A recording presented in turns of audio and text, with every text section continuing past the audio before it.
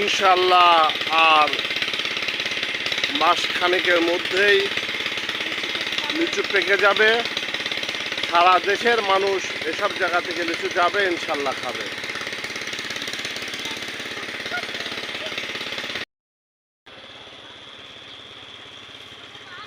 সবাইকে আসসালামু আলাইকুম। দেখতেই পাচ্ছেন আমরা এখন লিচু বাগানে চলে এসেছি। দেখা যাচ্ছে কত সুন্দর লিচু গাছে ফলছে, কিন্তু অনেক লিচু ঝরে পড়ে যাচ্ছে। কেন ঝরে পড়ে যাচ্ছে? মানে অনেক রোদের তাপমাত্রার কারণে লিচুটা ঝরে পড়ে যাচ্ছে। চাষিরা অনেক করছে, কি করছে? গাছে সার প্রয়োগ করছে।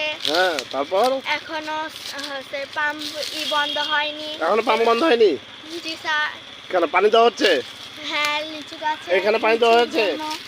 হ্যাঁ, এখানে পানি দেওয়া হয়েছে।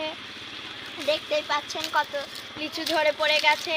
এখানে হচ্ছে চাষাবাদরা অনেক কষ্ট করছে। চাষিরা অনেক চেষ্টা করছে?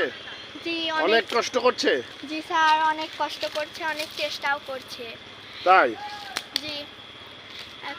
এখন দেখাই যাচ্ছে তাপমাত্রার কারণে অনেক আমও গাছে ফলতে পারেনি, খুব কম আম ফলছে।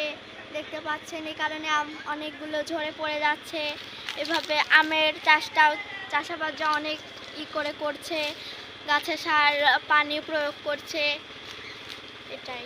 ওই জমিতেও তো ওই এক গাছের গোড়ায়ও তো দেখছি মনে হয় কিছুক্ষণ আগে পানি দিয়েছে।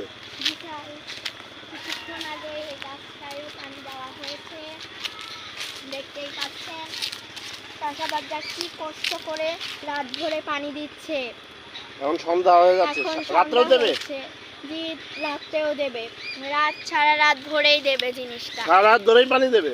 জি স্যার। দেখেছেন আপনারা তনু এবং রওজাকে দেখেছেন, তারা কি সুন্দরভাবে এই লিচু গাছের বর্ণনা দিচ্ছে। কি কষ্ট করছে কৃষকরা সারা দেশের মানুষকে খাওয়ানোর জন্য।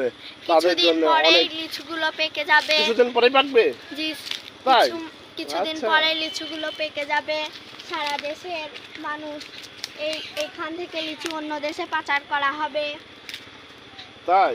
লিচুগুলো এখন অনেক কমই হয়েছে। আশা করি লিচুগুলো চাষাবাদদের কাজে থেকে ভালো হবে। Thank you.